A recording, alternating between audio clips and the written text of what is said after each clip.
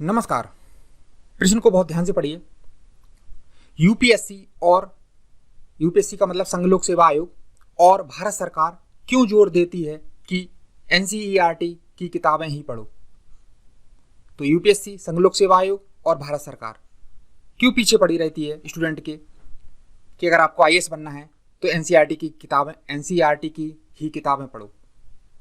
इसके पीछे कारण है, तो विस्तार से समझने का प्रयास करते हैं इसी वीडियो में कि क्या क्या कारण है जिस वजह से संघ लोक सेवा आयोग यानी यूपीएससी और भारत सरकार हमारे पीछे पड़ी रहती है कि आप सिर्फ और सिर्फ एनसीईआरटी पढ़िए और कुछ मत पढ़िए।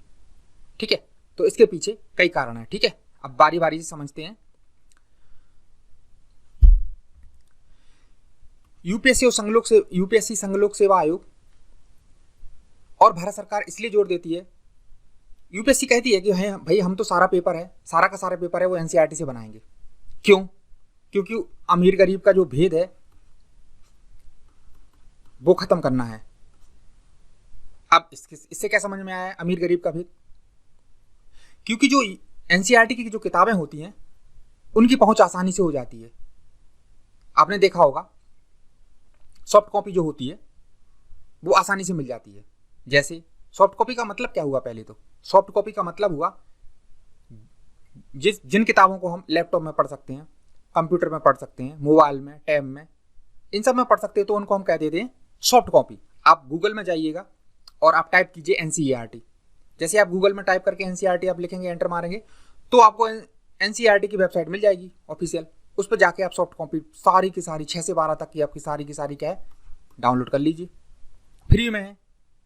और भारत में कहीं भी मिल सकती हैं। दूर दराज के एरिया में आप कहीं भी चले जाइए भारत के, तो आपको हर जगह आसानी से, क्योंकि इंटरनेट की पहुंच आसानी से हो गई है आजकल, तो आपको आसानी से कहीं पर भी दूर दराज के क्षेत्र में भी आपको सारी की सारी सॉफ्ट कॉपी मिल जाएंगी। जब सॉफ्ट कॉपी सारी की सारी मिल गई तो उससे क्या होता है, अब ग्रामीण पृष्ठभूमि का कोई स्टूडेंट है, यानी आर्थिक रूप से कोई कमजोर पृष्ठभूमि का है, आर्थिक रूप से पिछड़ा हुआ है, पैसे की तंगी है, उतना सक्षम नहीं है किताबों को खरीदने में, तो सॉफ्ट कॉपी तो उसको मिल गई। अब आर्थिक रूप से जो पिछड़े स्टूडेंट हैं उनको आसानी से मिल गई, तो क्या होता है, अमीर गरीब का भेद खत्म हो जाता है। क्योंकि पहले हम संसाधन तो बराबरी के दे दें भाई, युद्ध तो तब होगा जब संसाधन बराबर के हो जाए। संसाधन बराबर के हो जाए, इसके बाद बस दौड़िए, जो सबसे श्रेष्ठ दौड़ेगा या जो श्रेष्ठ सबसे ज्यादा मेहनत करेगा वो आगे बढ़ेगा। तो पहले संसाधन की हमारी ये है, सबसे पहले प्राथमिकता ये है कि सबको संसाधन तो बराबर के दे दिए जाए, इसके बाद ही लड़ाई हो इनमें, यानी इसके बाद ही कंपटीशन हो, यानी प्रतियोगिता हो। अगर संसाधन ही बराबर का नहीं दिए तो जो आर्थिक रूप से पिछड़ा स्टूडेंट है वो तो प्रतियोगिता में पहली बार हो गया, क्योंकि उसके पास तो संसाधन ही नहीं है। युद्ध तो तब लड़ेगा जब हथियार होंगे उसके पास हथियार ही नहीं है। तो इसीलिए सॉफ्ट कॉपी आसानी से मिल जाती है, तो गरीब अमीर का भेद खत्म हो जाता है। अब बात करते हैं दूसरा। सॉफ्ट कॉपी की तो बात हो गई, आसानी से मिल गई। हार्ड कॉपी की, हार्ड कॉपी का मतलब ये हो गया जो किताब के रूप में हमारे हाथ में आ जाती है, छप के, यानी कागज के रूप में जो हमारे सामने हाथ में आ जाती है, उसे हम हार्ड कॉपी कहते हैं। तो वो भी आसानी से मिल जाती है हमें। ठीक है, अब होता क्या है, जैसे महंगी किताबों से पेपर नहीं बनाए जाते हैं। अगर महंगी किताबों से परीक्षा होने लगी तो जो आर्थिक रूप से पिछड़े स्टूडेंट हैं, यानी गरीब पृष्ठभूमि के जो स्टूडेंट हैं, पैसों की तंगी है, तो वो तो महंगी किताबें खरीद ही नहीं सकते। इसीलिए महंगी किताबों से कभी पेपर ही नहीं बनाए जा सकते हैं, क्योंकि ये तो महंगी किताबें बहुत ज्यादा होती हैं, तो प्रतियोगिता में बराबरी कहां की रही। जो आर्थिक रूप से पिछड़ा स्टूडेंट है वो तो खरीद नहीं पाएगा। तो इसीलिए जानबूझकर एनसीईआरटी की किताबों से ही पेपर बनता है, महंगी किताबों से पेपर नहीं बनता। ये संघ लोक सेवा आयोग भी कहता है कि इससे करेंगे तो इससे क्या है, बराबरी की प्रतियोगिता नहीं होगी, सेम लेवल नहीं ला पाएंगे हम स्टूडेंट के बीच में। यूपीएससी यानी संघ लोक सेवा आयोग जानबूझकर एनसीईआरटी से पेपर बनाता है प्रतियोगिता का लेवल सेम करने के लिए। सबको बराबर के संसाधन दे दें, इसके बाद भैया जिसमें दम है वो आगे निकले। ठीक है, अब हार्ड कॉपी की जो बात कर रहे थे, जो हमारे हाथ में छप के आ जाती, कागज के रूप में आ जाती, किताब के रूप में आ जाती, उसको हम हार्ड कॉपी कहते हैं। ठीक है, तो भारत सरकार जानबूझ के क्या करता है, भारत सरकार जानबूझ के उनकी कीमत कम रखवाता है।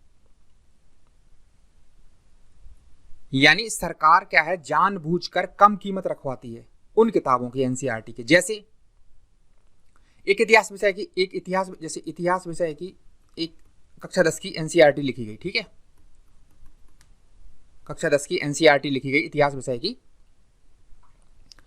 अब उसकी कीमत कितनी, उसकी कीमत लिखने में आई 100 रुपये, 100 रुपये की लागत पड़ी उसको किताब को पूरा तैयार करने में, मान लो, ठीक है, ऐसा मान रहे हैं, कम बढ़ भी हो सकती है, लेकिन हम तो एक तो उदाहरण समझने के लिए प्रयास कर रहे हैं, ठीक है। तो उसको जानबूझ के ऐसे 100 रुपये रखी गई है, ठीक है। तो चलो मान लेते हैं कई किताबें हो गई, मान लो 100 रुपये में बनी है वो किताबें, एक की तो नहीं होगी क्यों, ज़्यादा हो रहा है, ठीक है, कई किताबें हो गई जो लिखी गई हैं और 100 रुपये में उसकी लागत आई। तो सरकार क्या करेगा, उसको सरकार कहेगी कि आप इसकी कीमत 20 रुपये ही रखिए। किससे कहेगी? एनसीईआरटी संस्था से, जो एनसीईआरटी की किताबों को छाप रहा, तो उनको 20 रुपये ही ऑर्डर दिया जाएगा सरकार के द्वारा कि आप 20 रुपये कीमत रखिए इसकी, और 80 रुपये क्या है, 80 रुपये भारत सरकार अपनी जेब से देगी, यानी सब्सिडी के रूप में। तो भारत सरकार खुद चाहती है कि किताबों की कीमत कम हो। अगर कम होगी तो क्या होगा, जो आर्थिक रूप से पिछड़े स्टूडेंट हैं वो भी तैयारी में साथ में आएंगे।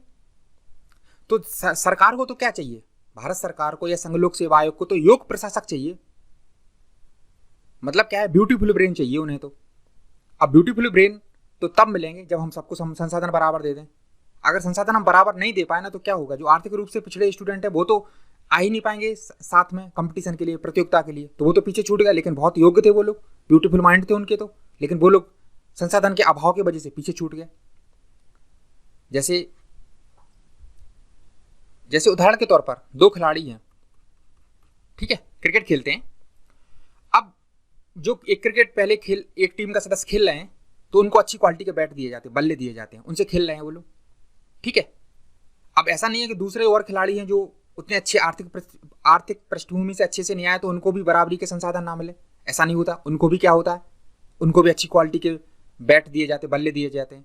अगर हम एक खिलाड़ी को तो बहुत अच्छा बल्ला दे दें, बैट दे दें, और दूसरे खिलाड़ी को हम ऐसी नॉर्मल टाइप की टूटी फूटी लकड़ी का दे दें, तो फिर इसका मतलब तो यह होगा संसाधन बराबर के नहीं है ना। संसाधन बराबर के हैं, फिर इसके बाद जिसमें योग्यता है वो शतक लगाता है या बहुत अच्छा खेलता है, तो पहले संसाधन बढ़िया दीजिए, इसके बाद वो उसकी मेहनत निर्भर करेगी, जो कि स्टूडेंट है कहने का मतलब, ठीक है। तो उसकी निर्भर मेहनत करेगी कि वो आगे जाएगा या नहीं जाएगा, योग्यता पर निर्भर करेगा कि वो आगे जाएगा या नहीं जाएगा। तो पहले संसाधन कहने का मतलब बराबर से दीजिए। आज इंटरनेट बहुत सस्ता हो गया है, आसानी से दूर दराज के क्षेत्र में पहुंच हो जाती है, इसलिए क्या होता है, सॉफ्ट कॉपी के रूप में बराबरी का मौका मिल जाता है, आर्थिक रूप से पिछड़ा स्टूडेंट हो या फिर अमीर स्टूडेंट हो। अब यूपीएससी और भारत सरकार चिल्ला के कहती है कि एनसीईआरटी पढ़ो, क्यों? क्योंकि एक्सपर्ट लोग लिखते हैं। एनसीईआरटी कौन लिखता है? एक्सपर्ट लोग लिखते हैं, जिनकी जीवन का अनुभव है, 70 से 80 साल उम्र हो गई उनकी, पूरा जीवन खर्च कर दिया उनने क्या, उनको लिखने में, रिसर्च करने में। और क्या होता है, ग्रुप में लिखी जाती है एनसीईआरटी की किताबें। ग्रुप का मतलब क्या हुआ, 10 लोग, 20 लोग, 50 लोग, 100 लोग मिलकर बहस चल रही है, बहुत ज़्यादा डिबेट चल रही है उन पे। और जो प्रोफेसर होते हैं भारत की श्रेष्ठतम यूनिवर्सिटी के, जैसे JNU Jawaharlal Nehru university, DU Delhi university, या भारत की जो अन्य श्रेष्ठतम यूनिवर्सिटी हैं पूरे भारत में, उनके प्रोफेसर जो होते हैं वो लोग लिखते हैं। तो क्या हो जाता है, बेस्ट हो जाती हैं किताबें। और जो युवा लेखक होते हैं, अब युवा लेखक क्या होता है, युवा लेखक के किताबों से पेपर तो बनते नहीं है, सीधी सी बात है, क्योंकि एनसीईआरटी ज़्यादा पसंद अच्छी मानी जाती है यूपीएससी के मेंबर की। और जितने भी भारत के श्रेष्ठतम जो प्रोफेसर हैं, वो सब कुछ भी पेपर बनाना हो, चाहे आईज का बनाना हो, चाहे PCS का बनाना हो, वो सबसे पहले किसका उठाते हैं, वो एनसीईआरटी की किताबों को उठाते हैं। युवा लेखक की किताबों को कोई भी पेपर नहीं बनता है इनसे, इसलिए नहीं बनता है क्योंकि जो युवा लेखक की किताबें हैं वो 1 या 2 लोग मिलकर ही लिख दी, ठीक है। उससे क्या होता है, उनमें उतनी गहराई नहीं है, जीवन का उनका उतना अनुभव नहीं है, यंग है, ज़्यादा उम्र भी नहीं है।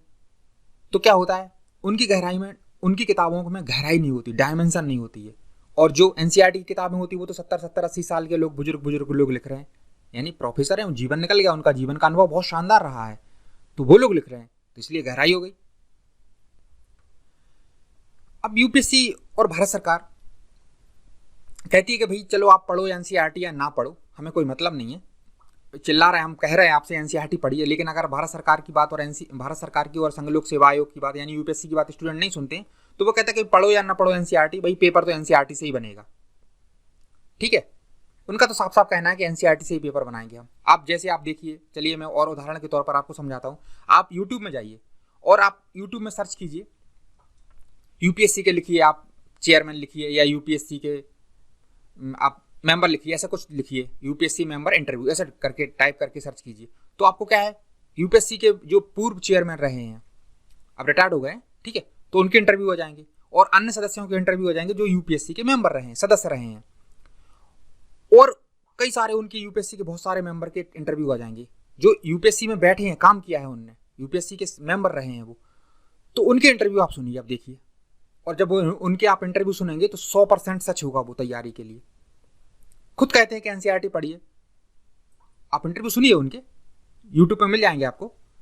वो कहते हैं कि हमें तो कि एनसीईआरटी भाई पढ़िए आप लोग और समझ गहरी बनाइए, हमें समझदार प्रशासक चाहिए ना कि फालतू के प्रशासक।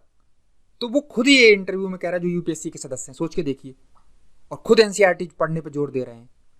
तो जब उनकी बात, क्योंकि पेपर तो उन्हीं को बनाना है और वो रहे हैं, अभी रिटायर्ड हुए हैं, और इसके पहले जब वो यूपीएससी में थे तो उन्हें उनका, क्योंकि जो उनका आइडिया था वो जो बेहतर वो बता सकते हैं, वो और कोई बेहतर नहीं बता सकता है, क्योंकि वो तो अंदर बैठे हैं, वही पेपर बना रहे हैं, वही पता चला कि पीटी का बना रहा है, मेंस का बना रहा है, इंटरव्यू भी वही ले रहा है, मेंस की कॉपियां भी वही चेक कर रहा है। तो अगर आईएएस बड़े, अगर मैं बात करूं, ठीक है, तो आईएएस है और पीसीएस है, तो पीसीएस आईएएस का छोटा ही भाई मान लीजिए। तो इसी तरीके से होता है दोनों में। तो एनसीईआरटी जरूर निश्चित तौर पर ही आपको पढ़नी है। और अगर इस वीडियो का मैं, तो इस वीडियो का निचोड़ यही था कि बराबरी का लेवल बना देती यूपीएससी, और फिर आप आइए और आप दम लगाइए और रेस को जीतिए। ठीक है, और इसके बाद क्या है, इनमें गहराई होती है किताबों में। तो यूपीएससी के मेंबर और सब यूपीएससी के जितने चेयरमैन हुए हैं जो रिटायर्ड हो गए हैं, आप देखिए, तो वो सब के सब यही कहते हैं। तो आप भी बहुत गौर से सुनिए उनके इंटरव्यू पहले, फिर इसके बाद आप विश्वास कीजिए और एनसीईआरटी पर आप अपनी यूपीएससी की तैयारी एनसीईआरटी से ही शुरू कीजिए और धूमधाम से आईएएस बनिए। तो इस वीडियो में मैं इतना ही रख रहा हूँ, मिलते हैं अगले वीडियो में, धन्यवाद।